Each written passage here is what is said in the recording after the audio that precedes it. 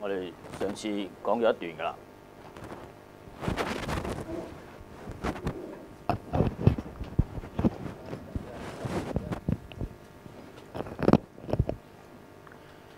一般話咧，嗰個五行啊，就金木水火土，但係咧係有個規定嘅，水火木金土，而且咧仲有個數咧係跟住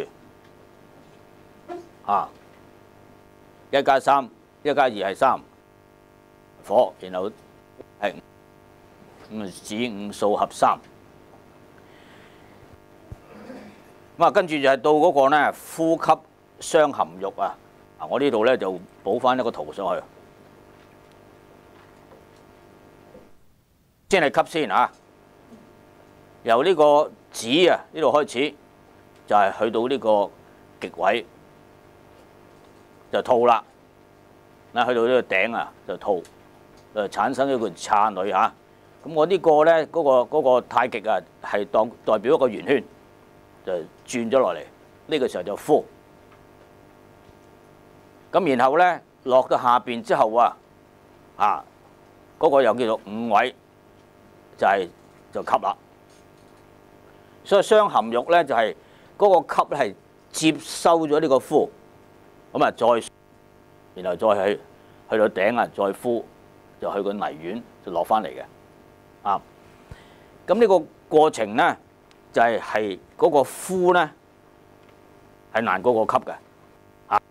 你睇到呢個有個乾坤喺度，就係由呢個子就係出乾，午咧就生姤，經歷咗一個叫做12辟卦，就係陽氣嘅增加同埋陰氣嘅增加係一個消息。咩陽生？我又畫咗呢個先啊，我畫呢個開始，呢個容易表達啲。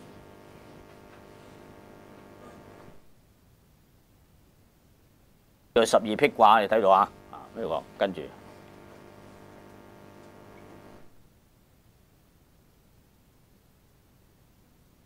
卦復震陽生，陽增加叫做息啊，陽生就叫做息。咁臨係咪？太大壯嗰個呢就天癸。就到乾咁呢個咧就極咯喎，極咧就呼啦。呼之後咧，佢慢慢逐啲加俾你嘅，唔係一次講晒。佢呼落嚟，即係俾佢慢慢咁沉降啊，唔好一下就呼晒嘅，要慢慢咁呼。呼之後咧，又要等一陣先咧，再呢個叫做吸。喺吸嘅時候咧，就攝埋呢部分所產生嚟嘅精，就咁樣上去嘅。咁午咧一陰生姤，係咪啊？一個開始，然後咧就跟住到天山遁、天地痞風地觀，咁剝係嘛剝，跟住到坤，呢叫做12辟卦。即係用個乾坤包落去嘅12辟卦，係代表嗰個呢陰陽嘅升降，陰陽而氣嘅叫做盈虛超降。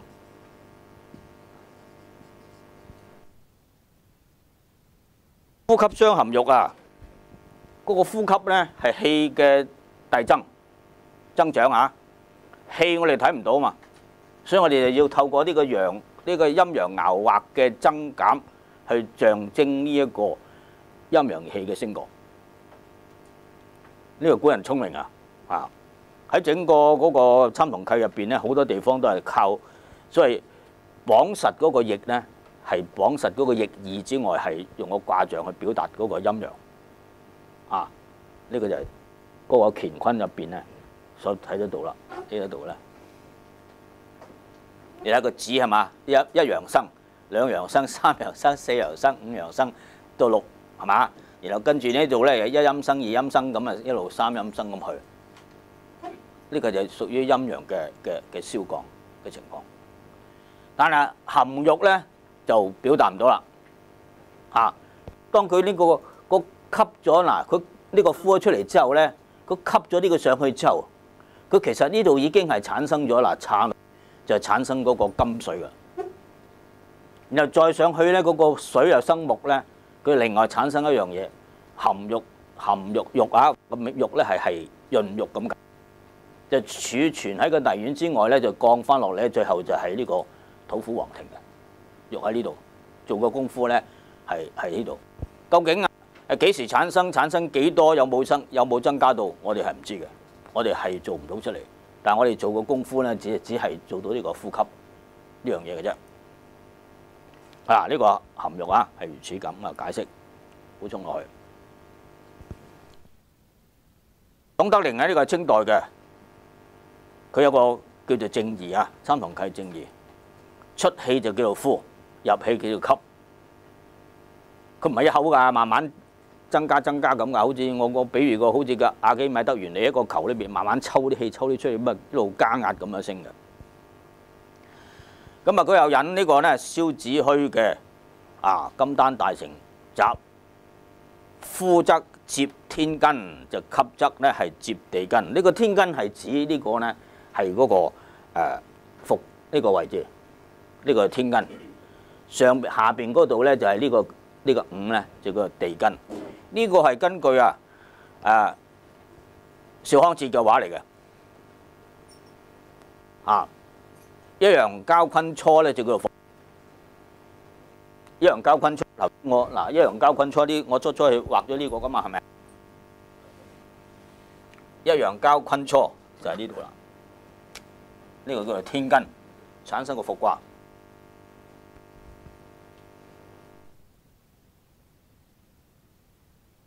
陽基為根，即係陽爻個開始，陽氣嘅開始。咁呢個天根或者係乙忽咧，就係義氣必經之所，一定要經嗰度嘅，一定要經嗰度。生於子，坤以一陰咧，就係嗰個午生姤。上交乾初就姤，係5月卦，乾係4月卦，姤就5月，叫做乙忽，咪相對就叫做地根。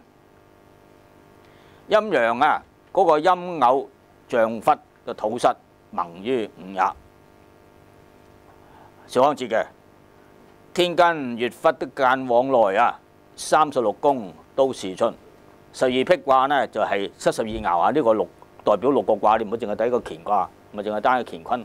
佢包含個12辟卦6、2、12咪72咯，係嘛？陰陽爻各半72裏邊陰陽爻各半嘛，係嘛？陰陽爻各半散見於36日之外，叫做36宮。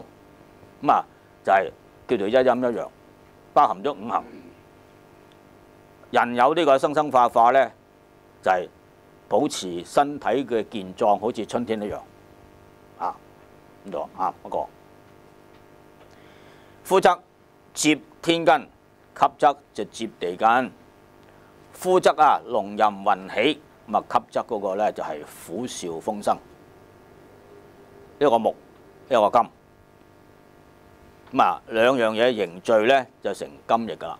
其實喺最初呢個部分你已經係有嘢噶。頭先嗰個叫做痧女就係只係津液啫。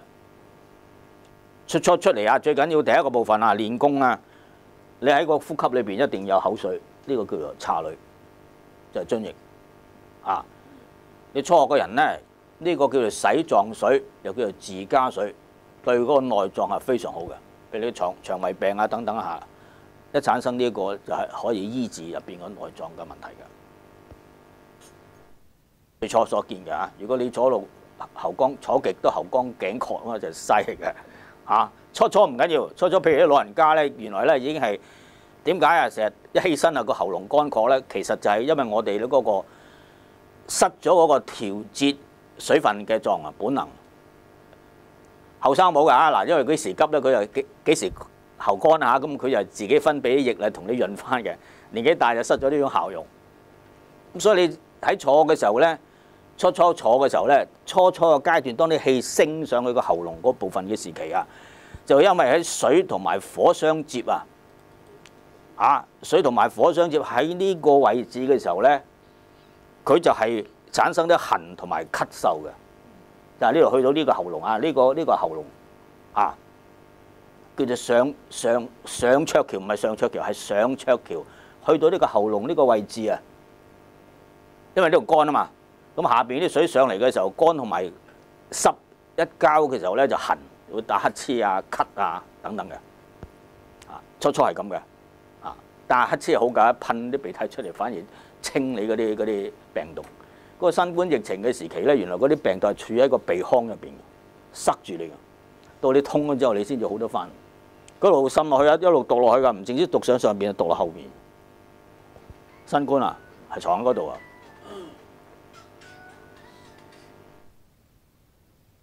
上一堂都講過啊，呢個咁嘅功夫咧，完全係靠呼吸嘅。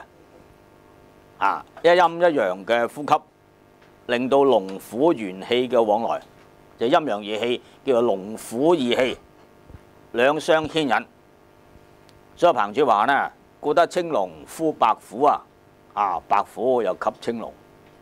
就如此啦。咁東方屬木就係屬於青龍嘅。東方生火於南東係屬火東係屬木南方就屬火，咪產生個震卦就個龍，色青，有時又叫做赤龍又以呢個西方屬金，為對卦為虎就係色白，咁叫做白虎道德經話綿綿若存用之不勤，嗰個呼吸就係綿綿不絕嘅專氣致柔，能嬰兒乎你話唔係講就係其實就講呢啲嘅專氣致柔，能嬰兒乎，不急不躁唔係即係當然佢喺嗰個去到極個位嗰度咧，用武火佢要過嗰個最難過嗰個頸嗰個位置嗰度嗰個部分咧，就唔到你懶惰噶啦，嗰度係冇得傾嘅，呢啲係最辛苦個位置嚟嘅。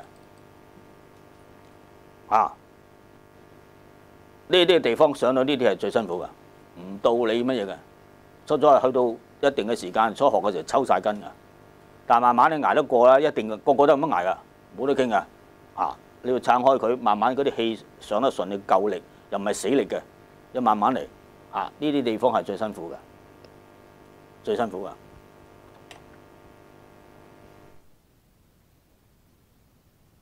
好捷徑㗎，個個都咁樣嚟㗎。屬木一路去白虎綿綿若存用之不勤，不勤即係不勞，唔係唔勞，有時候要勞，有時候要勞呢個係呼吸嘅要領。兩元嘅氣上下流轉，綿綿續續不蕩不速不蕩，不速就係輕細，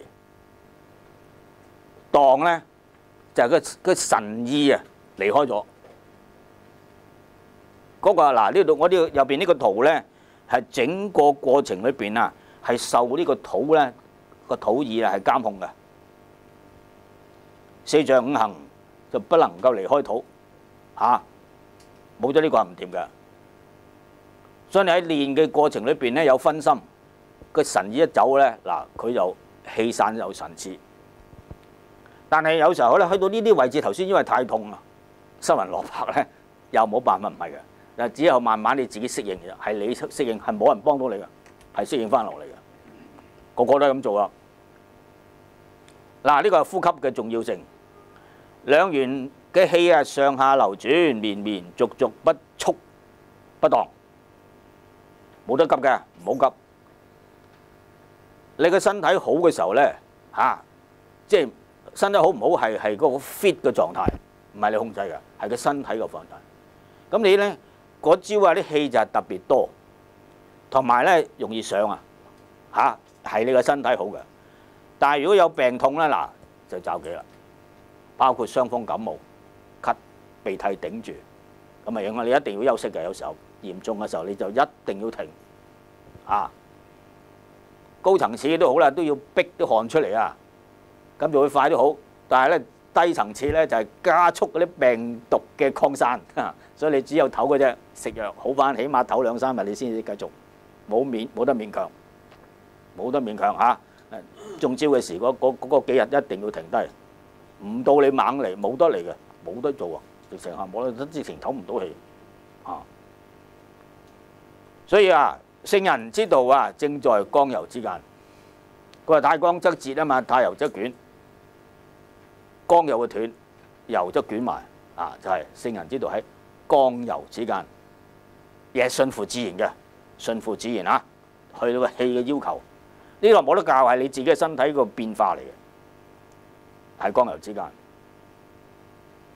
早期嘅時候嗰個身體 fit 啊，就係可以係自在啲嘅，但係後來都攰啊。所以攰係咩咧？嗰啲氣結咗，原來你師傅話初啲氣係稀清嘅，到後期咧點解咁難抽咧？咁原來結咗，原來啲氣叫做結啊，原來一樣嘢先係啊！呢啲係師傅講噶嚇，我哋係唔知氣都會有結嘅。開牛奶嗰啲就係稀結啫係嘛，但係原來氣都有結，一結就重啊難抽。呢個所謂結由稀變成咗結啊嚇，稀變成結㗎，即係練翻嚟㗎嚇。咁啊一結咗你咪抽咪更加辛苦咯啊，所以係有原因嘅啊，有原因㗎。嗱，先師比喻做咧運石上山啊！個難度啊，推嚿石頭上山唔係推落嚟啊，係推上拱上去啊，拱叫做運石上山啊！神仙先講得到呢話㗎。本身已經筋疲力竭嚇，不勤呢就氣散神志，一辛苦係咪唔到你夾硬勉強啊？尤其是雙盤，你話坐多1分鐘唔得就係唔得㗎。原本一吐為快，但係嗱要慢慢吐啊！呼咗出嚟咪安樂咯，係咪？唔好啊，慢慢辛苦積翻嚟，唔好一次清袋，要慢慢放，都要仲要忍住道氣，慢慢放。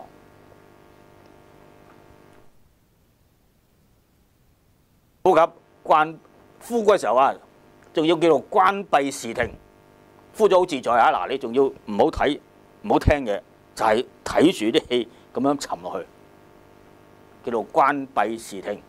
否則叫做功虧一簣，辛苦練翻嚟啊，咁啊冇咗啦。仲要啊，呢啲係捱翻嚟㗎，捱翻嚟㗎。一心留意嘅沉降丹田，但係裏邊點樣化育就唔知。我哋盡咗人事就係咁樣做，佢點樣化育我哋係唔知嘅。另外嗱，到跟住就處師為夫婦，處師為夫婦咧好重要嘅，夫婦兩個字。好多時都提到男女啊，我哋一再強調啊，絕唔可以係涉及男女之事。佢只不過係借呢個夫婦咧，係比喻陰陽義氣。而呢啲男女夫婦咧，係我哋身體入邊嘅陰陽義氣。啊，你睇見啊，提到女人嘅，咁啊仲係啊有雙修，呢係罩忌嚟嘅。嘴罩忌嚇，嗱呢度搞清楚呢度嚇，提到夫婦啊、少艾等等嚇啊，佢咧係指我哋身體入邊嘅陰陽義氣，冇諗歪咗嚇，就係一念之差就錯咗㗎啦。你睇到㗎嚇，有啲人直情引經據典啊，你哋咧你睇下三同契啊，都提到男女啊咁樣，始終係離唔開女人，就係最罩忌嘅，係身中入邊嘅男女。啊，長期講清楚呢個先。三五和諧啊，就係水火，再加埋土，咩神意氣合一。處師為夫婦呢，係將嗰個原初啊陰陽義氣係冇關係嘅，係將佢變成關係，就好似變成夫婦，將男女變成咗夫婦。係咩夫婦啊？咩令到佢可以變成為夫婦啊？個意。處師係想像佢用咩想像？就係個意，就係神意。呢個係頭先所講啊，除咗係練功嘅辛苦之外，個專注力啊、持久力啊、專注嘅持久力係最緊要嘅。所以你上堂聽書維持到幾耐？呢個係讀書時候啲細路仔嘅情況。喺練功嘅時候係逼你自己，一定由頭到尾都不能分心。啊，嗰個水火啊，固然一定要跟住。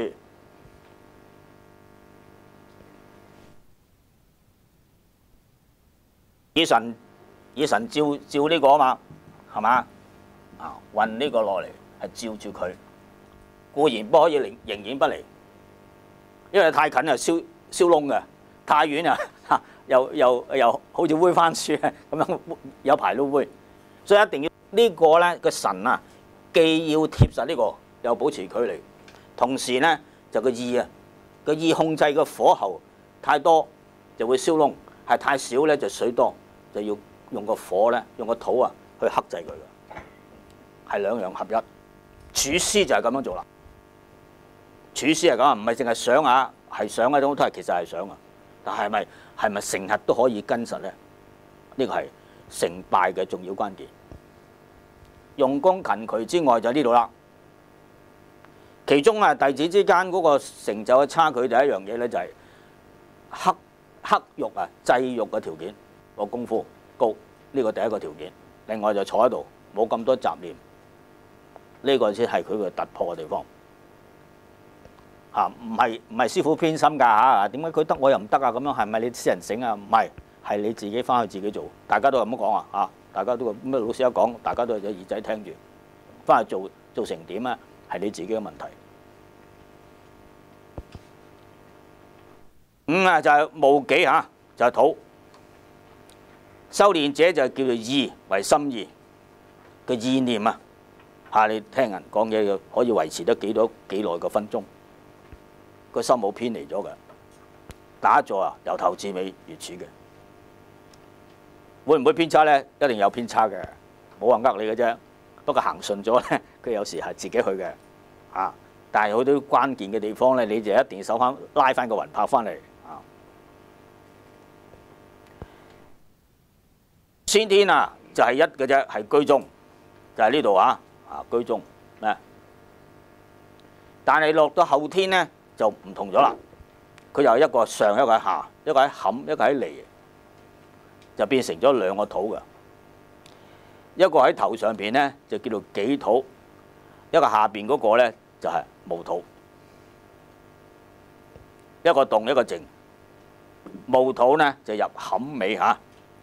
分開嘅，咁啊陽土就係陽係動，嗰個咧係陰係主靜，所以係發功咧其實就由下而上嘅。兩者唔喐嘅時候咧就叫真土，一動咗心嘅話咧就變咗凡土。後天咧就分開到南北嚇，各有各好處。因為係有呢個咁嘅因嘅時候咧，所以個意啊，意道咧就氣道，意道就氣道，佢會接收翻你嘅意，係所以有時偏差咗好咧，佢即刻會攝翻嚟，就係呢個原因。就問題啊，係咪可以專注集中翻嘅啫？分居南北，修真者咧要使水火結伴，水升就火升。水火結伴，有人問過㗎啦嚇，因為佢象徵啊嗱，隻眼望住呢度啊嘛，係嘛？但係你喺畫圖嘅時候咧，就一個上一個下，所以呢個係咪一定跟住呢個咧？諗咪當跟住啦。頭先我所講啊，離開得太遠，產生唔到熱力係嘛？太黐埋一齊咧，就係要燒燶㗎。所以又係隻眼其實係跟住嗰啲氣上，其實一樣個道理啫。眼係跟住啲氣上，唔係睇死嗰度，係跟住啲氣上。當佢照嘅時候，啲水升嘅時候，你係跟住佢升，跟住佢升，叫做水火結伴，水升就火升。如果避免咗呢，隔得遠呢就水冷，太黐得埋呢就乾涸，就燒燶啊。因為我哋嘅心野啊，所以佢就係咧就比喻做咧係青龍白虎啊，上邊嗰個青龍，下邊嗰個白虎，係好野性、好難制嘅。一偏差睇一睇少少咧，佢就各有各樣啊。一個向上升，向下流，所以一定隻眼一路一眼關七咁啊，全程監控啊，青龍白虎啊，難以擒制。白虎嘅剛強猛烈，不易降服。所以擊能處師刑罪，讀擊啊，唔係狗啊，擊者真也，誠也，真係實牙實齒的，認真的睇到佢實。就凝聚呢個真土咧，集中火力去睇實佢。咁呢個就要萬緣放下，一念真純，好似貓捕雀咁樣。呢個係佢舉例嘅，貓捕雀睇到實晒，貓捉老鼠睇到實晒，形影不離啊，行其中界協調，令到二元氣呢含育為一，成為夫婦。咁啊，比喻啦，嗱，夫婦啊，嗱，若少男少女嘅互相思慕，又要得父母之命之外咧，古人啊唔可以話自己去啊，我中意你，你中唔中意我，唔可以咁啊，要託媒人去同你説親噶嚇啊，賴媒妁之言已成為夫婦。但呢度嘅媒合啊，同世間嘅媒合又唔同嘅，單道之合咧就係喺嗰個陽播陰吐之後，一秋興就開始嘅。佢就係比喻啫，即係比喻呢個意啊，幾時插落去，幾時發生後用，即係個比喻啊。當你起一聲就係噶，呢個已經係一個境界嘅開始啦。啊，有氣上去啊，呢個係好好噶啦。一個啊，媒妁啊，與之一直沿路交夢，直至運轉，就係一呼嘅時候咧，係鬆為少少嚇。鬆為少少，自始至終嚇不可須而離，就係、是、意生於心，而心呢係密始於意，就心與意一齊，始親呢就係分開。只是偶一分心，真已頓成咗凡意，所運之氣呢，猶如呢泥牛入海啊，渣都冇啊，叫做共飛懸沉啊！打回原形，白做啊！你上到咁高嘅地方，幾時散就幾時冇咗。但係真係做功夫嗰啲呢，嗰個我講過好多次，打黐嘅、咳嘅、打喊路嘅，乞嗤喊路都好咧，係另一種氣，就係個呼吸氣，佢仍然喺度嘅。因為打黐呢，我哋唔可以控制啊，呢個係一個生理反應嚟啊！我哋唔可以控制嘅，打喊路咁，我哋唔可以控制。喺度啊！但係呢個真氣咧，你上去之後，佢係繼續留喺度。一打完之後，跟住又再扯翻去，係兩件事啊！真氣同埋凡氣唔同嘅地方，就係問題有冇氣散神切。所以呢個就係性情嘅處理啊，不可不慎啊！性係唔動嘅，情就動。佢裏邊有講到啊。性係唔動嘅，情係動嘅。情動咧就會影響到個性嘅安定性。白南子話：人生而靜，就天之性也，性係靜不動嘅。但係動咧點解會咁動咧？就個情啊，感而後動咧就性之害也。我哋受外物嘅影響，產生嘅喜怒哀樂嘅變化，就影響到呢個嘅性嘅安靜。呢個動係性之動，個情受感外物就產生喜怒哀樂嘅波動，所以個性呢就會搖擺不定、搖擺不安。呢個就係性之所以為害啦。物之而神應，知之係知之動，志之動也。我哋睇到外物叫做情動於中啊嘛。情動於精就形於言係嘛？嗰啲作詩嘅詩經嘅詩句係如此嘅。但係情動於中嘅時候影響我個性啊！而家唔係作詩，性安靜。所以你打坐我哋要講靜，但係你仍然係擺脫唔到外邊嘅影響嘅話咧，就坐唔到。呢個性嘅知與外物相接，就產生呢個好憎生緣。喜歡唔喜歡發嬲係嘛？好憎成形咧，就係你個知咧係受由外邊嘅影響牽制咗你。你唔可以翻轉頭反己啊，就天理滅矣。所以達咗道者唔可以以人逆天，呢個天係天性嘅自然，人係人事嘅外物嘅影響。人事嘅外物影響你嘅自然本性。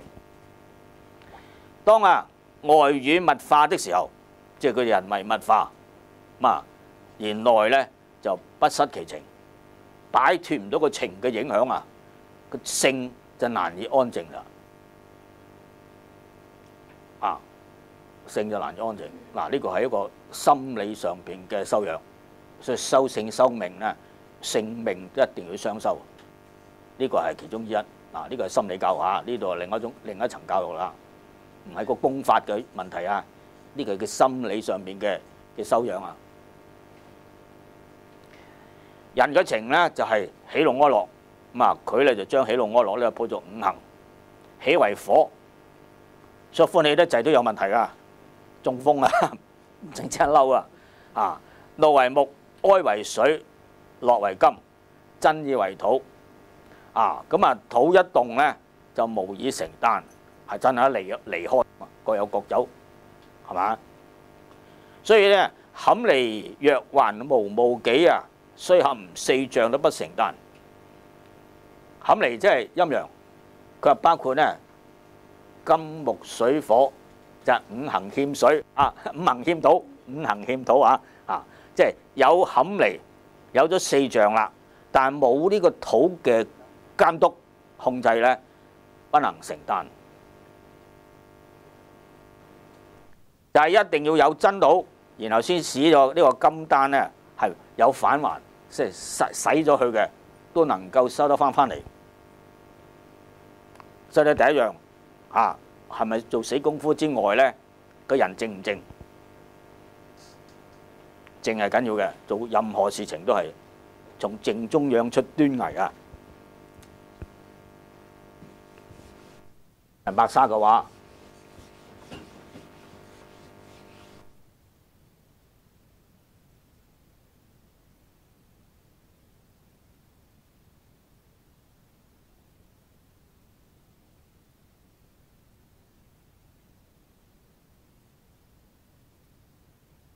智慧智慧端倪，做任何事。讀書又好，乜都好，一定要靜。知止而後有定，知止就係心服，降服咗心先。心服咧就形定，形定就身安，身安就不為外物嘅引誘，百風吹不動。所以根據呢個理論咧，中庸話法而皆眾節呢，就反不如呢個咧克己復禮。中庸都要法噶嘛，喜怒哀樂要法。佢話咧你要法得啱，但係更高層次咧係冇呢個咁嘅波動去法，呢算最高嘅，就克己復禮。但係呢個克己又唔係夾硬去壓迫自己要靠你自己噶，靠你自己去自我約束啊。克己唔係人哋揸住槍口邊去督住你噶。係要你自己要自動自覺咁去做啊！喜怒者係道之邪也，損害你噶；憂悲者係得之失也，太高興又唔得，太悲哀又唔得。好憎者有中意唔中意都好啦，係心之過也。嗜欲者仲弊添，係性之累也。故心不憂樂，得之至也。冇呢個咁嘅波瀾起伏憂樂都係一個衝擊嚟噶。冇咗呢個波瀾起伏，係得之至也。通而不變，靜之至也。接到外物咧，唔受外物嘅影響，靜之至也。你都一定要與世接噶嘛，入世啊，唔俾嗰個外間嘅事物所動搖影響啊，靜之至也。叫入境不迷啊！我哋始終都要入境啊，入世係咪？遇到好多唔安樂嘅嘢，唔開心有開心有唔開心，係咪能夠化啦？呢度即係我都未化呢其實難嘅係難嘅未到呢個境界，未到呢個化境。靜之至也，不再是欲，即係是欲是欲不再，即係不再是欲，呢個就虛之至也，乜都冇啊！唔好呢樣樣，乜樣樣都唔好嘅唔好呢啲虛之至也，又無所好憎，冇所謂中意或者唔中意。佛家咧就話，當你出門嘅時候見到人個個都咁靚咧，嗱你係佛個境界，因為你個心境靚。唔係嘅，即係咁樣，係個心境唔靚都睇到靚心境唔好咧，靚都變咗唔靚。嗱，你冇咗呢個好憎咧，係平之至也。不與物散遂之至也，叫做人為物化。我哋接物嘅時候咧，唔會俾個物嘅同化咗嚟，睇見嗰樣啱嗰樣冇，不與物散。呢個就純遂之至也。呢個遂係嗰啲精米冇溝雜嘅。頭尖尾尖嗰啲遂，能此五者就可以通於神明啦。因為你已經冇受外物嘅束縛啊嘛，所以你就專精去到一啲高層次嘅境界。通於神明者係得其內者，就個內心世界內嘅內在嘅安寧平淡。佢又教下節寢處，息飲食和喜怒，偏動靜，而邪氣不生。呢個節寢處呢係淫欲佢講得好聽嘅啫，淫欲飲食方面就要適合唔好太喜太怒。喐動嘅時期要安定。呢個偏係定靜，一定有動靜唔可以太過劇烈。咁嘅話呢，就冇問題出現啦。由你上邊嗰幾種嘢產生嘅負面影響，佢到邪做得正常就邪氣不生日能常處寂靜虛靜，忘我還虛境地，就能夠顯其欲而心自靜，澄其心而神自清。呢個安心呢啲嘅心法。六欲不生，三毒呢就清滅啦。嗰個六欲呢，就係有話呢，佢就係性欲、形貌之欲、威儀之欲、姿態之欲、言語、聲音之欲、細滑欲同埋人相欲叫做六欲。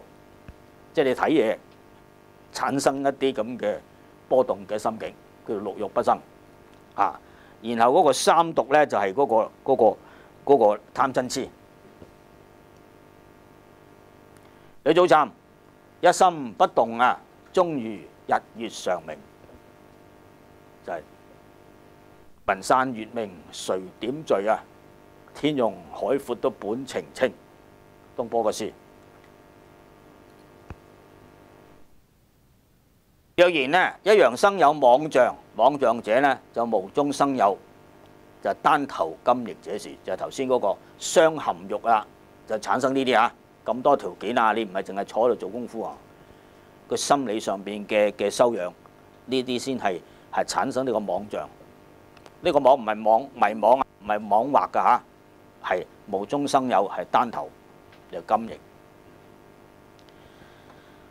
黃土金之父，流珠就係水之子。呢個呢係嗰個五行嘅順生嘅。五行裏邊呢，中央屬土，土色黃，所以叫黃土。土呢就生金，所以呢係金呢係黃土係金之父。黃土係生金嘛。流珠呢就木工，呢就係上面嗰個頭先嗰個離離係弓，係水銀，因為佢咧流動又好似火冇實體，就係水銀一倒落去好難流得翻㗎。叫佢倒啲水，佢流翻入，佢比水仲難啊！比水難就係水銀，因為流動好似珠啊，就叫做流珠。金啊生水，水流於下坎就生木，木咧就係水之子，所以流珠係水之子。呢個就五行順生嘅。五行嘅生克咧就生我咧就叫做父母啊，係嘛？我生啊，我生嗰啲就叫做子女。克我咧就叫做鬼官，有生克嘅問題。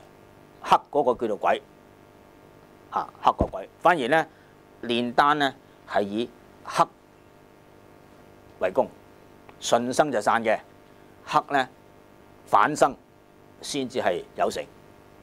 金生水啊，要水生金。金啊克木，要木生金，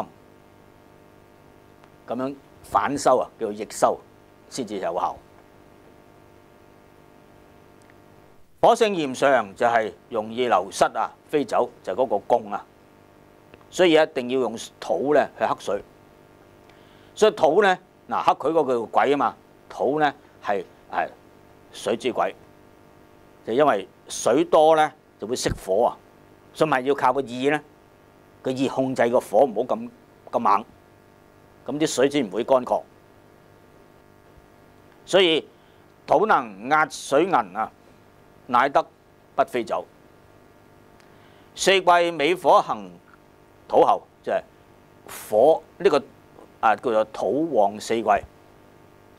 土旺四季，佢喺下一章裏邊有個圖啊，個土旺四季點樣旺法呢？就喺下一章。裏邊有啊，下一章先至講佢啦。另外朱雀就為火精，執平就調勝負。上邊講咗個水嘅問題，水多或者水少，而家到火，火猛呢定係火弱啦？呢度就朱雀為原料啊，就係火嚟為火啊，嚟為火。執平調勝負啊，就又係靠土嚟為朱雀係火之精。火能夠調金水，就係金，係嘛？我哋上次講過啲金咧，要鑄造佢咧，一定要燒軟佢先㗎。如果火猛咧，就又唔掂㗎，係嘛？弱得滯咧，又冇辦法溶咗佢軟佢，所以一定要靠土咧控制嗰個火候，就火能調金水。土金啊，土既能使水不飛，就土勝就水負土贏就水就輸啦。倘若南方嘅朱雀之火猛烹極斷啊！你頭先我哋話將個火運落嚟啊嘛，佢心急明個燥，一下就去，一落場嘅時候已經心急想見效，所以個火就猛。個人唔得閒息又係猛，即係應該係嚟講咧，就係循序漸進咧，係先文後武嘅。但係你唔係一下就衝出咁就走幾啦。就水乾涸，呢個就火就勝水啦，係嘛？又或咧水過盛啊，就沸騰泛濫。你嗰個火照得太猛，啲水咪滾咯，滾啊滿瀉，又會熄火所以金隨水之上升就會滅火，呢個就水勝火滅。呢兩種都係病態，叫做偏陰偏陽，就為之疾。運火候有過同埋不及嘅，就產生上邊嘅水乾就燒燶，係嘛？水呢個火唔夠啊，就係半生熟。以前我哋細個係要幫屋企煮飯㗎，成家睇實你煮燶飯嚟俾阿媽打㗎。而家就唔係洗咗之後又電飯煲冇人使睇係嘛？以前咪及實晒㗎，燶親又就忌啊，成家睇住哇燶啊！你喺度做乜啊？佢用要燒柴係咪？以前要燒柴㗎唔係呢個咪控制啲火候咧，要睇住佢啊！真係睇住佢㗎就係呢啲啊！可能而家呢一代都唔知嘅，我哋嗰啲要幫阿媽手煮飯真係㗎，你要幫阿媽手煮飯一翻嚟有得食啦嘛，係咪一生一燶係嘛？不能成丹，所以就靠呢個土工啦，執平去調呢個勝負。火猛水多係嘛？水少又火猛咁呢度你要自己去。水火均勻就卦成記制就不論勝負而係和諧共嗱。呢個忌濟卦喺易經裏邊咧，呢卦嘅特色咧就係陰陽參半，大家三陰三陽參半得位陽居陽，陰居陰有應啊！就係嗱，呢啲最緊要。我哋下邊都講到煉丹啲用嘅藥物啊，一定有應。你唔可以用外物嘅，外物係嘥氣嘅一定係陰陽。我哋與生俱來上天所俾你嘅就係嗰兩樣嘢先至有應，用咗其他嘢係嘥氣嘅。呢個卦啱啱好金水相伴係咪啊？你要得位啊嘛，用得啱，即係所謂得位就係頭先有個火候啱啱好喎。然後有應咧，就係用嗰個藥物有應，你就可以練到嘢出嚟。用其他就係喺裏邊就係藥嚟㗎啦。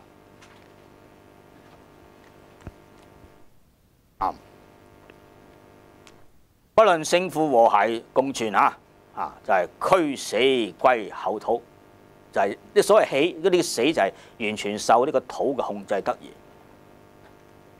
金自存金存自朱雀火神調雲勝負，水勝火滅或者係嗰個火勝就水滅，晦朔區中都係最後咧係歸功呢個土德也，即係由頭至尾呢個晦朔由頭至尾作出嚟嘅效果呢係土德，就係你嗰個意全程嘅監控，唔係坐喺度啫，係有意去克制，呢個係有為嘅。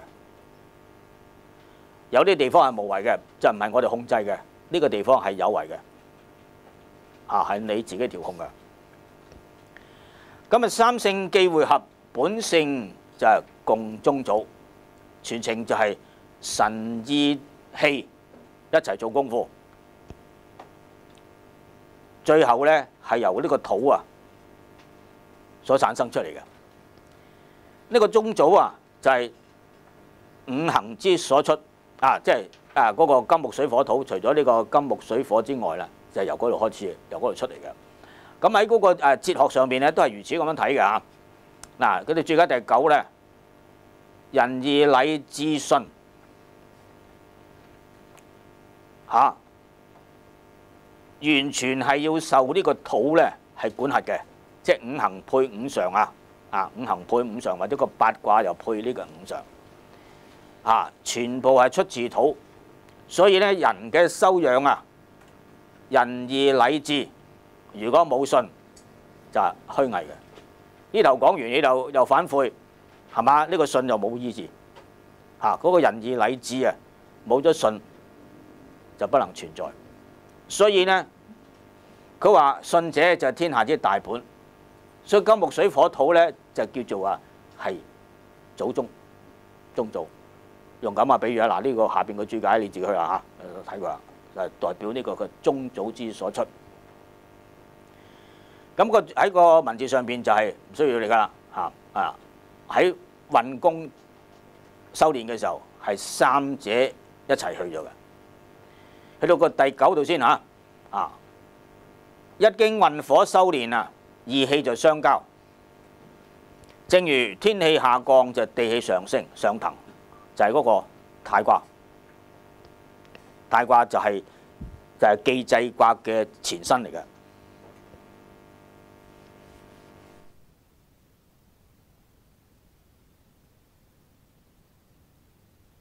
呢個係太開始喐噶啦就係呢個。咁佢相反咧就係否唔喐嘅，就後天嗰啲人唔識做功夫就個否卦。否卦咧就係未濟。啱啱係相反嘅。太卦呢，就天氣上邊天氣上邊點就天氣下降，地氣上升，就叫做交太你做功夫咪交太你嗰啲氣唔上就係嘥氣嘅。呢個就係脾閉閉塞，脾塞喐你識有學咗之後咧喐啦，咁氣就上啦嘛。天氣天氣下降，地氣上升就交態，最後產生呢個出嚟。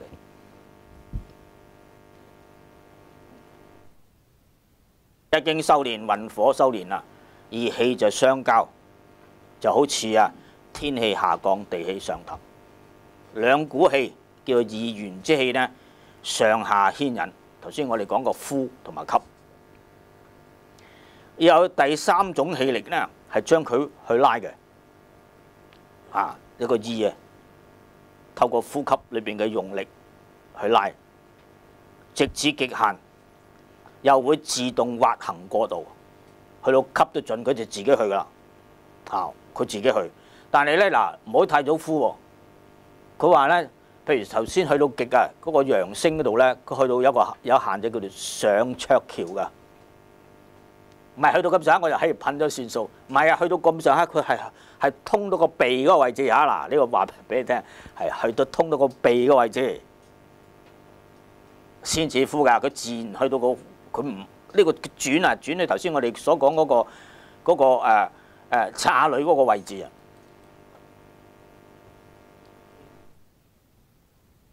邊度咧？就係呢個位置去到呢度呢就個眼鼻之間，佢去到呢個鼻腔嗰度佢就會落嚟㗎，先係真嘅，嗰個先係產生岔裏個位置。通過個鼻腔落嚟咧，就出口水㗎啦。呢個先係真嘅。咁呢個地方咧，呢度上去咧，去到呢度咧，嗰個後邊個後腦會有啲麻木感覺，就混沌。佢呢個做法係衝擊你嘅腦神經細胞嘅，保持唔會腦咩腦退化，就係唔會腦退化嘅，衝擊震盪嗰啲神經就增加你嗰個智慧嘅，增加智慧思考能力係咁呢啲做嘢就上邊呢度起碼你就係產生金水咧，就對嗰個腸胃有益處，叫做五臟洗滌五臟，叫做自家水。呢個氣功都有噶啦，氣功都有呢個㗎，叫做自家水練功產生唔到自家水咧，有問題嘅，口乾頸渴，你係嗰個方法一定錯誤。自家水叫洗臟水，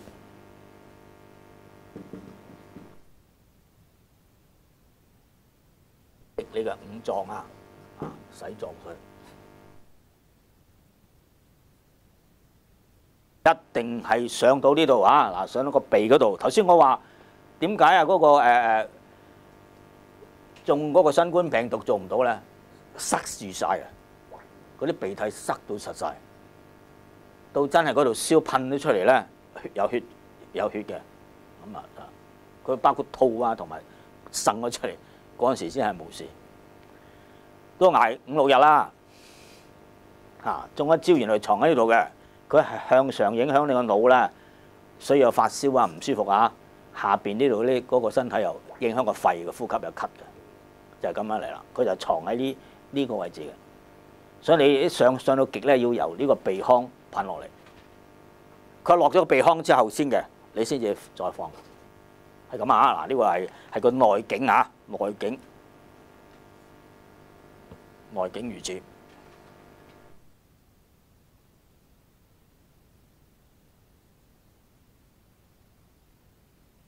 去到極限自動滑行過度，佢咁樣兜落個鼻窿嗰度。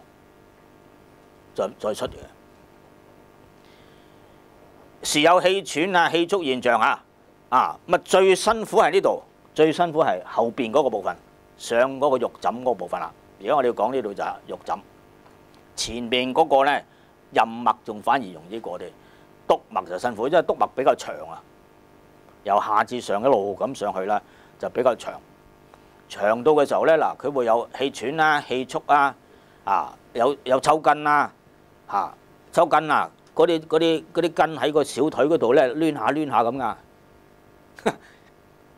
成抽扯上嚟，嗰種痛苦好難講，但係一定係必經嘅，必經嚇，好條蟲咁喺嗰度咁啊，吉下喐下喐下咁上去嘅，啊，要忍啊！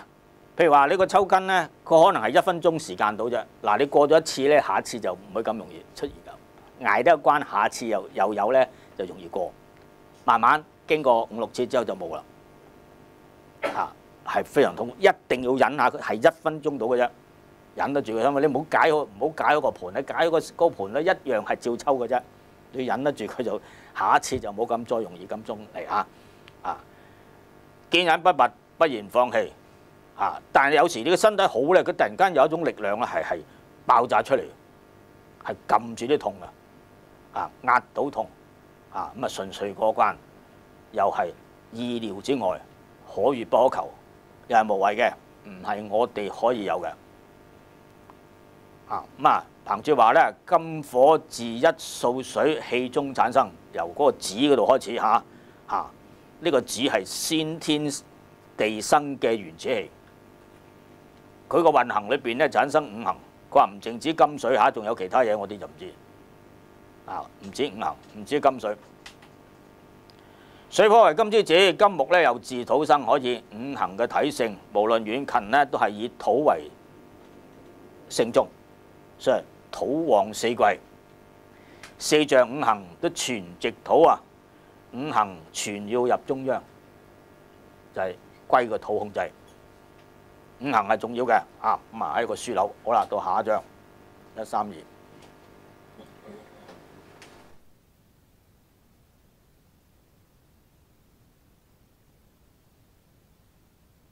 巨星上延年啊，還丹可入口。金星不敗柳，故為萬物補。術士服食之，就壽命得長久。押韻下久。土由於4季，首界定規矩。金沙入5內，就無散若風雨。分徵達4支，顏色啲越澤好。髮白皆變黑，齒落就生舊鼠。腦中服丁狀，就係奇書成讒女啊！改形免世厄，號之曰真人。呢個咧就係鼓勵人啊！嚇嗱，你收下啦嚇，你收到咁上下咧，白髮都會變黑啊！阿嫲都變咗少女咁啊！嗱呢度話就讒女啊，老丁服丁狀嗱啊嗰個奇書成讒女。頭先個讒咧係尊型，但係呢度係比喻啲後生女仔。巨星咧係芝麻，芝麻有黑白。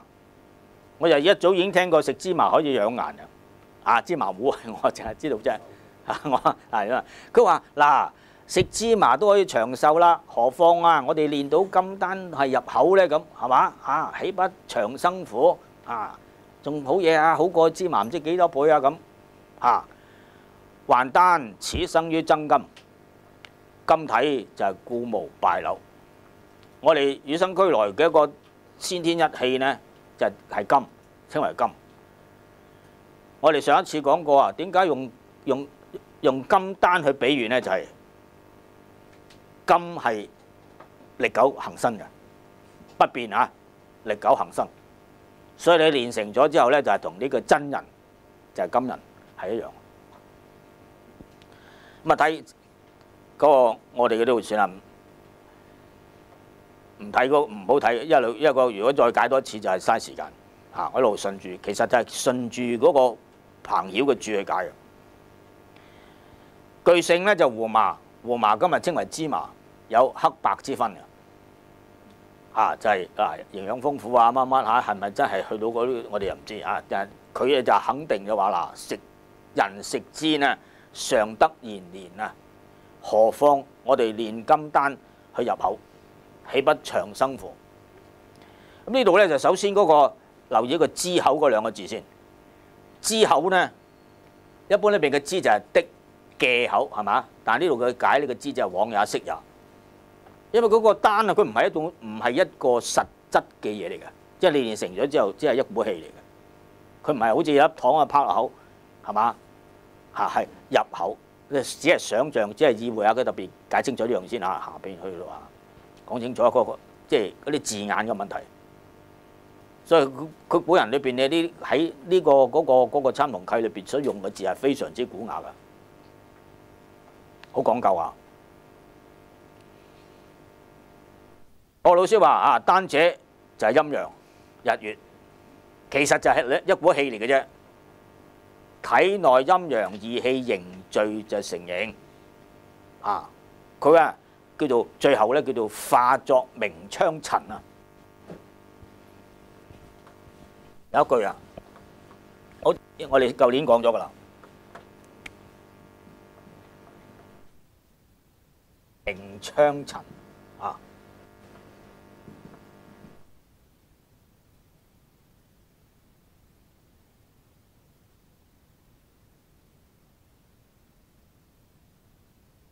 我只能咁講比喻啊！嗱，呢個槍，佢有啲光斜線咁射落嚟，我哋見到有啲塵係咁嘅啫。佢由最初嘅液體啊，練到變成呢個氣體，氣體都仲係變成一個咁嘅嘢。我只能夠係咁樣比喻，化作明昌陳就係一種氣，入咗口之後就好似吞服丹一樣咁樣。日月啊，其實都係一種氣，練咗之後叫做還丹。還丹就係咧以前洗咗去嘅，而家修練翻嚟嘅，叫做還丹。啊，我哋上一堂講啊嘛，築基就係唔好俾佢再漏，好似嗰個堤壩漏水，我哋閘住佢，唔好再漏啦。嗱，嗰個築基係一個最初階嚟嘅。係嘛？然後咧，我話過，即係我哋啲叫做後天啊，叫做破身嘅人，童子嗰啲咧就係一步登天啊！我哋嗰啲係破咗身嘅，有咗身家咧，虛耗就更大，所以你要點樣填翻嗰條數啊？填翻咧由嗰個負數位嚇去翻個零之後再上去啦，嗰個由零嘅時候先至真正係開始。我哋要填翻以前洗咗嗰啲部分啊，嗰個叫做還丹。還丹，咁你收翻到呢個境界咧，咁咧就叫做還丹，填翻嗰條數仲有增長嘅。陰陽二氣咧就係五體入邊嘅元精元神真元真共形成嘅，係個個都有嘅，個個都有，但係未練之就係普通嘅，就係叫做元共。啊，係最初嘅，練咗之後咧叫做真精、真神，係真嘅。佢用個真字啊，未嗰啲就係咩㗎？啊，譬如元都好啦，未練之前佢哋黑元，因為未經火照啊嘛，係嘛？經火咗照咗就叫真元，係白色嘅，又唔同啦啊！咁啊，彭超話咧，今日還丹啊，之後咧就係、是。往也佢特別強調啊，佢最將啲氣，佢唔係粒實，唔係嗰個口係嘛，係送去呢個口，唔係話從口咧吞啖外物，就同咧嗱呢度又分辨出啊嗱內丹外丹嘅差異啦。外丹就真係將嗰啲物料啊係煮成一粒嘢咁樣。啲帝王古代啲帝王將相皇后有錢咧，佢就可以買啲名貴嘅嘢咧，請人幫佢煉成即係一粒嘢啊！係咪真係去到長生就唔知嚇，但係佢哋可以透過呢樣嘢嘅。咁所以嗰個大家睇嗰啲丹經內典嘅時候咧，道典啊，你發現咧，佢究竟係真係話而家我所講嘅金丹大道嘅氣啊，就同埋佢係真係。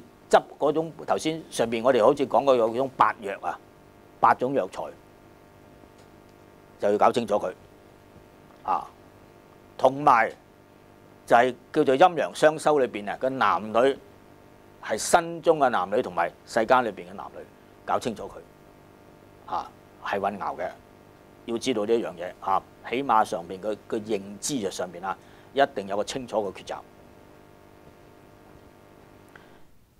金丹嘅服食咧係採元採共有道術之士呢，採先天嘅一氣，咪練到佢好似黍米咁樣還丹，咁吞之後呢，壽命自然得長久啦。咁啦就好似黃金嘅不敗。佢話呢個入口服食得宜呢，就不過取喻個練養之理啫。你就唔好話真係要練到一粒嘢拍咗落去先至係唔係咁啊。諸話還丹始於真金，金體故無敗朽。呢個我哋而家追溯翻呢，我哋第一堂講嗰個呢個丹嗰個真金嘅來源喺邊度？就係先天一氣。真金者係先天地嘅元氣之祖以為萬物之祖。我哋喺第一堂嘅時候講㗎。內丹嘅來源就係呢，佢喺特別強調喺選用藥材方面呢要配搭。你選錯嘢嘅話呢就白做嘅。咁所以選翻啱同類嘅東西呢，就係我哋與生俱來，我哋身體裏邊嘅金水。呢度點樣嚟呢？天地嘅元祖之氣以萬物之母同於真金，金體故無敗朽。術士呢就係而家識得修煉人攞到方法嘅轉速五行令到而家嘅身體呢變成係不敗之身。青澄經話：吾不知金性不敗朽，故為萬物寶。術士服食之，就壽命得長久是其事。唔不知其實就係知㗎，知術士食咗之後壽命可以長久。根據《道德經》話：道生一，一生二，二生三，三生萬物。佢最初呢個道生一就係下邊嗰個復卦嘅初爻，先天嘅一氣，乾元真金未喺我哋身體之前已經有㗎啦。佢係生天生地生人嘅，呢個就道生一。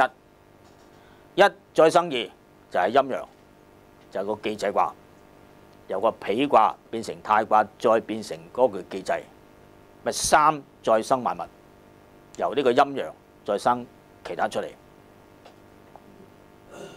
呢個係嗰個道家認為個宇宙嘅生化起源。儒家都接受嘅，但係只係有少少嘅差異啫。道自虛無生一氣，便從一氣就產陰陽，就一生二一生二就係陰陽，陰陽陰陽，陰陽再合就成三體，三體重生就萬物昌，就係頭先我哋練功嘅過程裏邊三者合一。就再生天生地生人，喺我哋身體裏邊再生化其他嘅東西出嚟，就係丹，係嘛？道與一係兩件事，有先後生我嘅關係。道德經話呢，有物混成，先天地生。呢個混成就係陰陽，有物混成就係陰陽，先天地而生，因為嗰個道生天生地生人。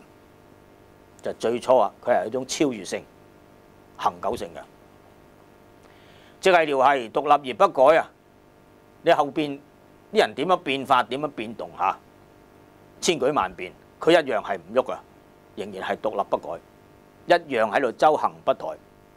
我哋人就係生生死死係嘛，佢係一路周集運轉，係唔會消滅嘅，就係為天下無。先天地生嗰個呢係道有恆久性同埋超越性，不生不滅。我喺呢度個最初個部分已經講咗佢啦，因為上面嗰行大道係不生不化嘅，佢獨立而不改，有超越性、恆久性。先天及超越性所生嘅先天一氣就係真金，就等於好似黃金一樣，永遠唔變嘅。佢取呢個係不朽。百年不敗，所以根據呢樣如果有方法學咗之後呢，練到呢個丹出嚟嘅時候，服食運之，亦係可以同佢與天地同壽。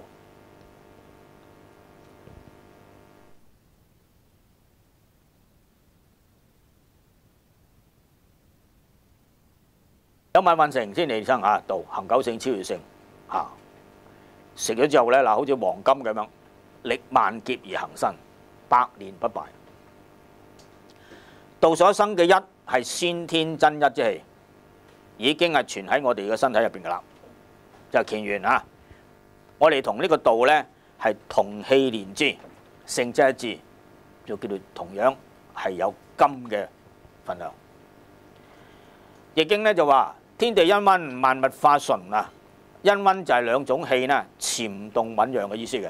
因溫，佢有個字啊喺呢度，我可能係冇咗啦。你睇呢個因溫咧，呢兩個字係因溫，似咩咧？似個壺啊，壺一個壺裝住啲嘢，冚住個口啊。耐咗之後咧，呢個壺入邊咧就自然有生命物體。啊！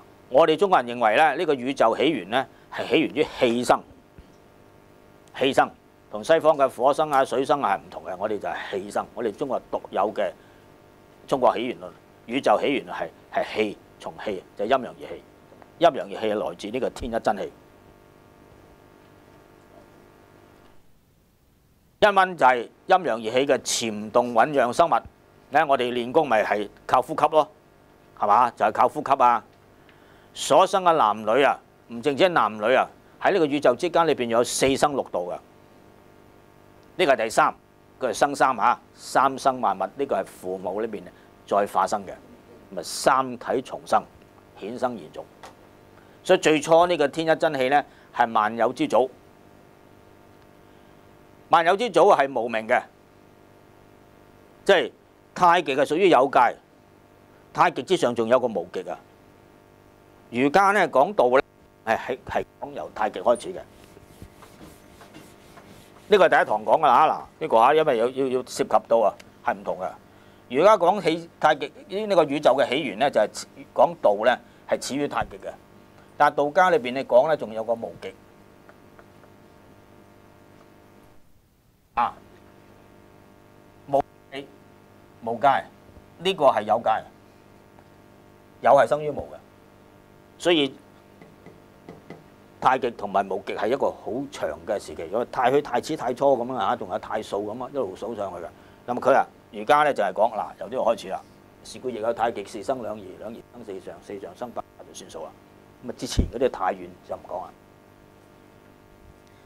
而家道德經話無名係天地之始啊，呢度啊，無名係天地之始啊，係嘛？無極生太極啊嘛。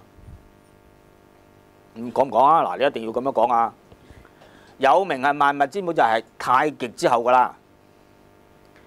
道係無極啊，元氣無質，不可獨見。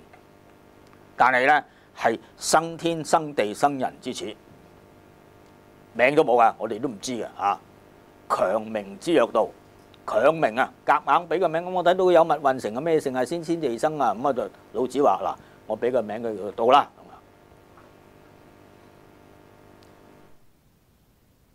太極係有界啊，無名之母咧就係嗰個無極。咁啊呢個咁嘅説法咧，儒道根認同啊，宇宙起源論。包括你好似《愛蓮說》嗰個作者寫周敦頤寫《太極圖說》，都係根據呢個理論嘅，唔可以唔接受啊！佢係屬於雖然係儒家嘅嗰個角度去講嘢，但係佢一定要包含埋呢個。咁啊，朱子話咧。呢個太極咧係包含咗無極噶啦，咁啊佢話即係唔可以忽視咗道家嘅説法。儒家言道肇始於太極，而道家認為一之上仲有個道無極界啊，唔係一之下生呢個乾坤陰陽係屬於有界，無極咧係再生太極，有生於無。咁啊，儒家嘅太極界説咧係從一生二開始，嗰個着眼係有少少唔同。咁啊，點解唔講咧？我嗰個注解裏邊引咗一段嘢嘅，佢有冇先嚇？有冇講到嗱？注解第三，莊子咧補充翻點解儒家唔講呢個無極啊？咁佢話咧六合之外啊，聖人存而不論，即係呢個宇宙上下四方東南西北係嘛？我哋睇到個空間係咁大啫。空間以外嘅嘢咧，佢唔拗啊！你話你有算啦，我唔咩全而不能擺喺度，費事再多講下。六合之內，即係個宇宙點樣生成嘅話，論而不議呢，就係、最早就係只係一句説話：天地氤氳，萬物化順，就算啦嚇，無謂拗，係咪咁啊？冇人再拗啊！好啦，停一停先嚇，咁啊答半翻嚟啦嚇。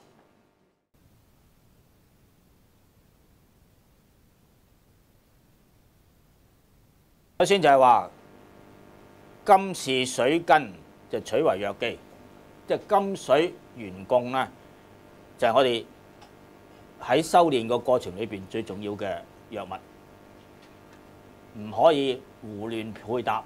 除此之外咧，就冇第三家噶啦，一定係以嗰個咧係金水元供為藥機，係還丹裏邊最重要嘅嘢。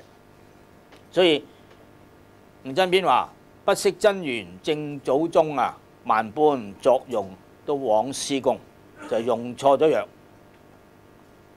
用錯咗藥物，冇第二樣嘢可以代替嘅。先天一氣天地嘅元祖啊，喺人體裏邊呢，就係個腎臟，係嘛？元品之門，是為天地根。元品就係個腎，係左邊嗰個腎水。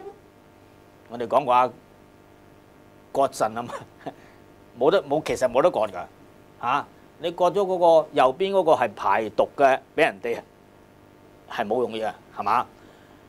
你如果用咗嗰個左邊嗰個咧，係生化之地啊，嗰個生機之地啊，佢係將啲有用嘅物體輸送翻上邊去。你俾咗人哋，你又唔掂。其實唔可以，嚴格嚟講係冇辦法係捐得俾人，任何一個都冇兩個都有用。你問兩個俾一個啦咁樣係冇意思嘅，冇意思嘅呢個就係腎臟裏邊嘅腎氣、腎水佢所產生嘅咁嘅金木水火土咧，金木水火四樣嘢四樣。簡單嚟講咧，呢啲個表佢話都係有呢個咧興旺嘅變化嘅。下邊春夏秋冬佢有一個生殺嘅變化。唯有呢個咧係呢個土先至係旺四季呢度係一個簡單講法。咁上邊呢段裏邊咧就千祈唔可以係用錯咗藥，咁叫做旁門非類做咧都係嘥氣嘅咁土旺四季呢度咧呢個表呢個表咧係根據下邊呢個注解第八先第八喺度第七任化容道長咧係講喺練功嘅過程裏邊咧，嗰個土點樣旺四季即係咁我哋唔可能詳細講佢啦，就係根據呢個表喺個氣行上邊嗰個咧陽生於子，陰生於午呢個進退裏邊咧，就係整個運行個過程，佢唔係圓形嘅，係一個直上直落嘅。但係咧整個過程裏邊嗰個土意咧點樣跟貼佢佢就係由佢講啦，就係嗰個表嚟嘅。我哋呢度用藥一定係要用翻嗰個金水為藥機。真金母能產生金沙而還丹也就係運火之後咧逼嗰個下邊個供令到上邊嘅元咧係產生金沙，然後又再養翻嗰個木嘅另外嗰個土旺四季，土由四季係單道宗旨。實際上咧，佢就係咧，佢上面一個咁嘅進退嚟行咧，就係分開咧，係叫做子午卯酉，就係四季嘅子就升嘅喎，然後卯左右就係四季。你嘅意咧又係跟住咁去。咁嗰個四行啊，水火金木咧喺呢邊都有個弱同埋盛衰嘅變化嘅。但係我哋嘅意咧由始至終啊都係強盛嘅，四季都要咁樣行。其他嘅四行啊係有嗰個強弱嘅變化，但係我哋嘅土意係冇嘅。啊，任何時間都係需要佢嘅。但問題係你自己可唔可以集中得到？呢個係最緊要嘅。啊，呢度係話俾你聽啦，嗰個土旺四季啊，土由於四季喺整個過程入邊係全程監控，不能離開。因為土啊係有能調整四行嘅過與不及，達到中和。又咧土無定位啊，係隨運火去添，秋添就係周侯於呢個咧係辰戌丑未之間，就係四季子午卯酉。咁呢個子午卯酉咧，仲有一個分別嘅。佢話咧係由上邊嘅北斗星嗰個斗標啊，照住邊個位置，就係咩季啊？行到邊度咧，由邊度開始？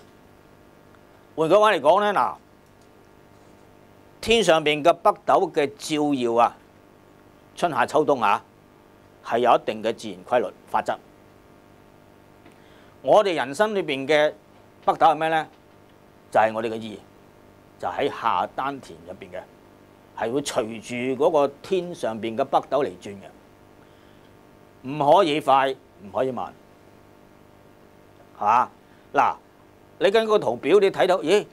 哇，邊個時候係旺啊？邊個係衰喎？咁樣，於是乎咧，我就喺嗰日旺嘅時候做，係咪做一日係等於其他補翻嗰啲唔做嘅幾日咧？係嘛？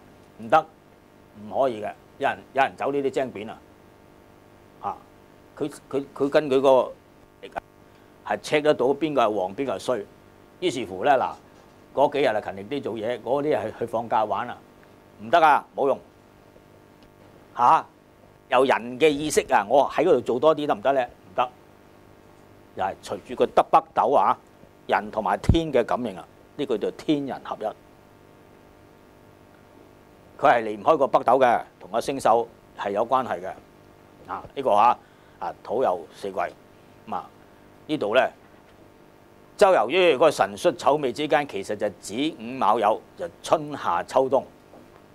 咁啊每個部分咧都有首界定規矩嚇，去到邊度木火一家，金水一家，咁啊金水又點樣嚇？木火又點樣相生？有嚴格嘅限制嘅。啊，前後分別以守之於坤而採陽，守之於權而運火，終有日得及。然後咧，真係做到功夫啊！嗱，係嘛？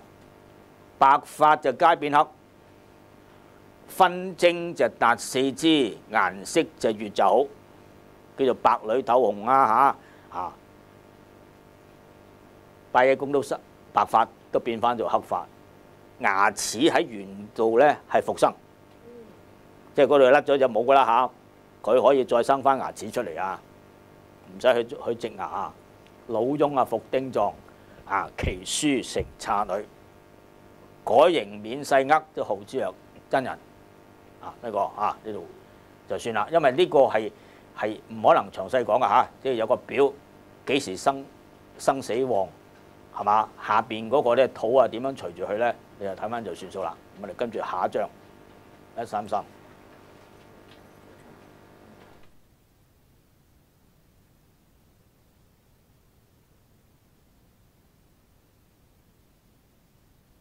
戊粉頭火中啊，呢個就係咧話到明啊嚇，係元貢係必定嘅藥物，即係要合拍啊。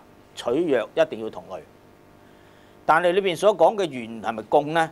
就唔係世間上邊嘅凡元凡貢，唔係有質嘅，係咧就係陰陽義氣啊！佢只係借嗰個名啊去比喻啫，係兩樣嘢嚟嚇。我哋人生入邊嘅元貢啊，同世間物料裏邊嘅元貢係兩件事。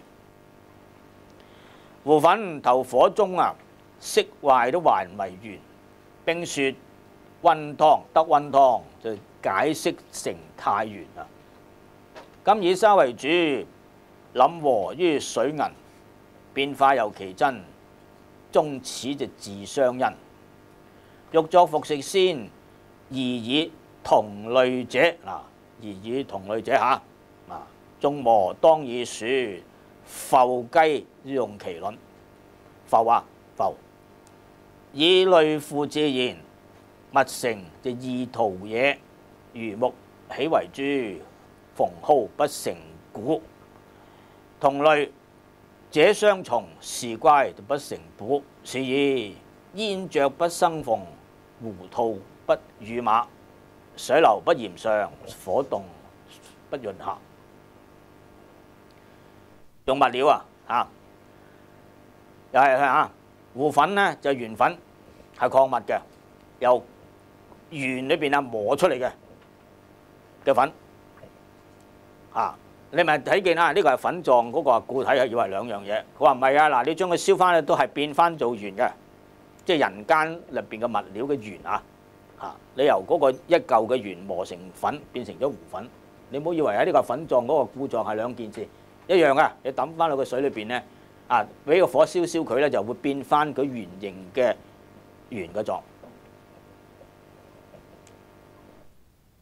鉛黑色咪製鉛而成。化鉛所作，你抌翻去火裏邊燒咧，外形係隨住變形係變翻做呢個原體，就等於嗰啲冰雪係雪嚟噶嘛，不過佢係固體狀啫嘛，係嘛？如果你用啲熱水咧繞喐之，淋啲熱水落去佢一樣溶解你解凍係咪咁係嘛？冰箱邊解凍，你咪揾啲熱水或者浸佢浸下都係變翻做水，係嘛？亦會溶解係變回水狀。呢個太元呢，因為北方水黑就係水嚟嘅。元酒其實就係水酒，揾笨嘅。元酒就係水嚟㗎。佢古人拜祭祖先呢，冇酒用水最早嘅水係最早嘅酒係叫元酒，就係水嚟嘅。太元就係水。咁呢四句係喻體由呢四句領起下文。今以沙為主，凜和於水銀嗱，我哋去練功要用翻呢個神水金沙，凜和於水銀，用嗰個鉛去製呢個功。金係鉛也，沙就功，一定係如此噶啦。呢個金，水中金，呢個鉛，呢個係功，水銀一對㗎，冇得取替。金沙水銀皆一體之物，就係分開做陰陽，但係最初就係天一真氣，祖傳於吳底下，先天大約。吳真篇話：上一次我講過讀參同契一定要連埋吳真篇一齊讀。張之陽真人就係學咗之後咧，係變成寫咗吳真篇嘅，佢最了解未練還丹就莫入山要學咗法先至入山。佢下邊有講入山修道唔一定入山嘅，在塵世一樣嘅啫。大隱隱於朝，小隱隱於市，係嘛？隨處都係落土嚟嘅。佢話啫未練還丹都莫入山，山中內外都盡非圓山裏邊嗰啲實體物體唔係我哋身中嘅圓。呢個真正嘅藥物就係我哋身體裏邊嘅，家家有，只是愚人都識不全。幾時發現自己身體入邊有呢樣嘢？發覺呢樣嘢係唔夠而去修咧咁呢個係一個問題啦。只是愚人識不全係認識不深。喺性質上邊原有先後天同埋梵真之別，先天嘅、後天嘅後天嘅梵，先天嘅真，唔識用咧就真都變咗梵。呢度嘅元係後天嘅梵元活水銀未練之前係有㗎，俾咗你啊。不過嗰啲叫做凡緣，叫做活水銀，混濁之氣啫。識得法去練啦，修練嚇，得法鍛鍊咧，然後可以作真元，由活嘅水銀變成唔喐嘅水銀，唔係死咗嘅，係唔喐嘅啫。因為佢不停咁飛啊嘛，嗰個叫做活啊、供啊，佢係向上飛嘅。你係練咗呢個燒咗呢個水升咗上去，制咗佢咧，佢就定喺度就唔喐啦。嗰個叫做死啊，唔係死咗嘅，係唔喐，定咗喺度啫，再唔會流走噶啦。啊，咁沙係指朱砂，金屬嘅礦嘅代名，咪用喺內丹修練咧，就叫真供、朱供。啊，我哋上一次講過啦，呢度俾火燒之後咧，佢產生咗出嚟咧，就變咗呢個升咗上去噶啦噃。由呢個啊俾火逼佢出嚟咧，嗱佢就產生呢個叫做真供，呢度再產生就叫做朱砂，喺呢度產生出嚟嘅，唔燒唔好噶，燒咗逼佢出嚟。啊，就係真供朱砂，係紅色嘅，就係元神啦。即係人嘅精神咧係好咗嘅，人嘅精神係好咗嘅。嗱，腎水強，個腎就會足會穩固；腎強咧個氣又足啦，咪精氣神一齊嚟嘅。腎啊，用元之道咧要以沙為主，你要逼佢先至出嚟㗎，係嘛？陰金嘅諗性咧係同呢個要和於水銀，然後先可以係結丹頭。佢由頭至尾啊，一定係靠以嗰個咧係元去制供。好似冶金之法，先將水銀金沙元精係倒晒落去嗰個鼎爐裏邊咧，以火鍛之，藥物就自然轉化。唔知邊買藥問真元是何物啊？禪光中照中日。就照西村，所以禪光係我哋眼光，我哋嘅眼神啊，就係個眼火。練功係靠個眼火。我話過盲人做唔到嘅，盲人做唔到啊！冇咗呢個啊，冇咗呢個功能啊。中日照西村就係照下邊嘅下丹田，叫做西村。你有冇注先啊？禪光照西村就運火之時啊，經目光常照坎宮，然後白金延托浮起咧，佢照呢度呢個白金啊，呢個金嚟講啊，化水氣啊，上升啊，咧咪就同呢度開始產生關係啦。譬如水中金真精氣同真供結合，供啦嚇嗱，每日發生陽氣上升。感元氣而凝結，叫做沙。練功啊有噶啦嚇，練功照下邊嗰個升上去，結合就成沙。供啊滲神花無少，獨擊啊擊不得金為基礎，難以計謀。就唔可以用錯藥啦，係唯一呢樣嘢可以控制佢嘅，結為夫婦啊。係火，飄忽無定啊！佢兩者結合之後咧，就係變得元就不沉啦。嗱，呢個金水呢個係重瓦，呢個腎水係向下流嘅，火向上升。當佢一結合之後咧，嗱就融為一體，變成咗死水銀，叫做控元交結。凡係得道嘅仙人都要達到呢一步嘅功夫，就控元交結。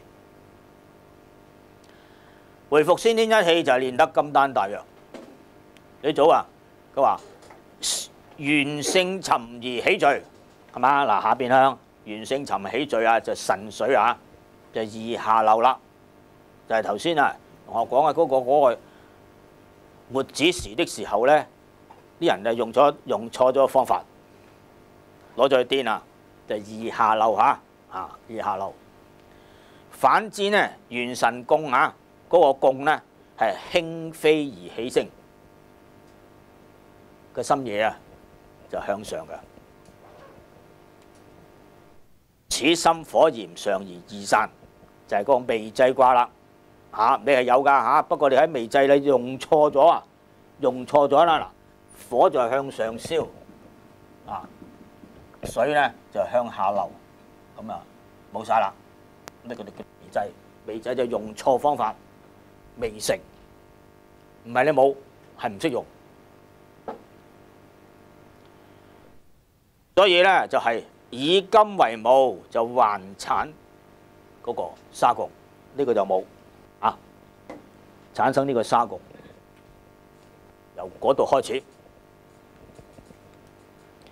寄居異物歸黃道啊，爭得金丹不解生。異物呢就係嗰個元宮，黃道呢就係佢按住一定嘅規律嘅運轉佢嗰個頭先我講嗰條上下嗰條路，同埋嗰個子午卯有呢個空間呢，係唔可以出界嘅，一定要跟翻呢個地方去運行嘅，越咗就係錯誤。你練功嗰個範疇，呢個係歸黃道喺嗰個範疇。頭先我哋包括埋嗰個速度呢，唔可以揠苗助長。睇下邊度日子好啲咧，我就谷多啲下；嗰度懶啲我就慢咧，唔得啊！好似個北斗星，佢照住邊個位置，就係春夏秋冬玉行照孟冬係咪啊？咪就係呢啲咯本是19首爭得金丹不解生嗱，你如果根據嗰個規矩速度符合嘅話呢，就係會收得呢個金丹，可以令到你長壽啊！是將天地根為弱根，就係嗰個元宮，其中就係金母為弱母，個個都有噶喺呢度下邊嗰個坎就係金母嚟嘅。最緊要有個法，令產陰陽成精，陰精陽精，金沙靈共就以為長生之藥。佢強調真金之生成呢係要同類相因嘅，終始相因，返本還原，要不失其真。又斥戒呢修養之事喺選材用藥方面係必得其宜。如果唔係同類呢，就前後二吹個吹字，佢多咗個吹字我就係話俾你聽，嗰個吹等於呢個吹，多咗個吹字前後二吹我改翻㗎。咁嘅話呢，用錯藥嘅話，日從事於先人，即係你修道日去做呢，用錯藥終難契合。佢有講過累到你呢事業失敗，散盡家財係嘛？因為你要買嗰啲貴藥嘛，係嘛？你要攞出去買呢啲藥咪要俾錢嘅，散盡家財。你一路唔憤氣我好似賭錢咁一路輸我要贏翻，咪結果係破壞咗你嘅事業，有呢種情況，終難契合係你自己係摸錯咗方向。所以呢，喺藥物嗰度用錯咗嘅呢，你用翻嗰種藥物去補救，就等於竹破雖張竹補兒浮雞讀浮雞乸布蛋，佢冚住咗雞蛋，就應係用卵為之，係嘛？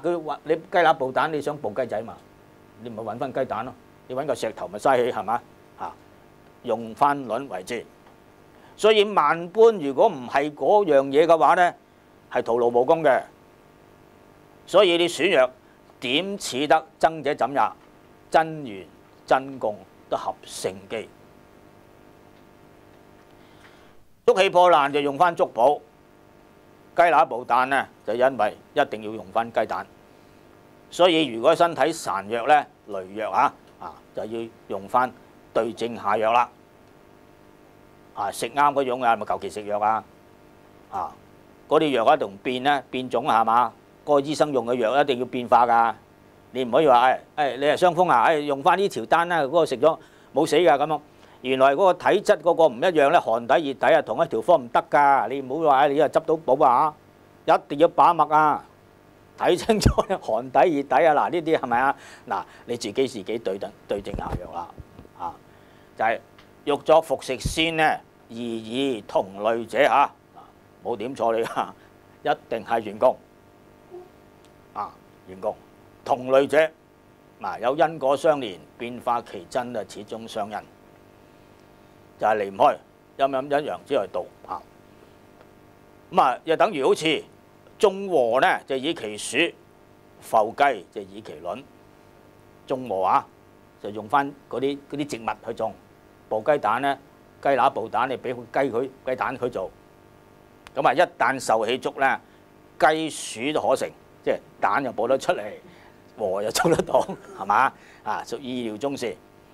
咁啊，唔可以胡亂配置嚇，有明確嘅定義嘅，所以你唔可以唔知啊！嗱，你就係內丹外丹嘅差異喺呢度啦，就喺呢度。修練者自始至終啊，不外修元與共，就係坎中嘅陽，離中嘅陰，咁咪一陰一陽之謂道啦。啊，叫做陰陽相修，叫做採坎田離，陰陽水火調和就成丹。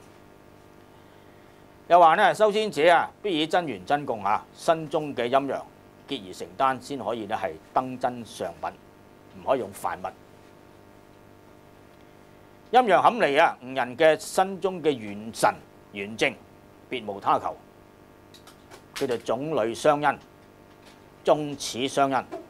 用啱藥啊，用啱藥，未識方法啊，起碼你知道藥物嘅選擇，否則難免於百般非類咧，就日日坐都係嘥氣，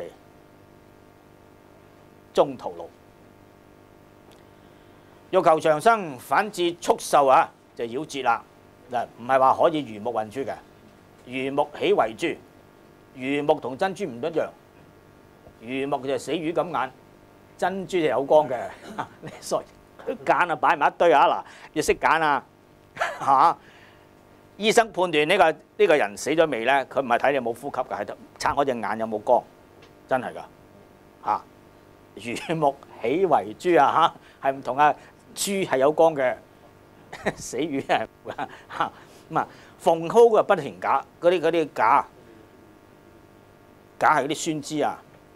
以前嗰個老師咧，嗰啲卜齋啊，卜頭殼用假去卜人，哼呢個角啊出嚟背書咁啊！你唔背佢一嘢就哼落去，搞嘢卜你啊！哼正呢度即係眼都開花㗎，俾佢卜一卜啊！縫蒿就縫蒿啲矛啊嘛，假係嗰啲酸枝嚟㗎。真係實滴滴㗎！咧而家嗰啲咧玩音響嗰啲咧，要用黑檀木啊嚟晾嗰啲音響啊，呢種啊起碼假啊。同類相從，同類先可以相從，時怪就不成寶。是以呢，煙雀不生鳳，麻雀仔點會生鳳凰啊？係嘛？胡兔不能與馬，狐狸與仔唔可以。好似馬媽媽咁啊，餵 B B， 餵翻個馬 B B 嚇，馬一定要揾翻馬餵，胡兔啊做翻胡兔。水流就不厭上，向下咁啊，係嘛？火動就不潤下，所以一定要揾翻兩種相反但係相成嘅嘢，冇其他第三種配合，不可不慎啊！咁啊算啦嚇，下次再講到。好，多謝各位啊，下次再講啦。你自己睇埋個注解第10啦嚇。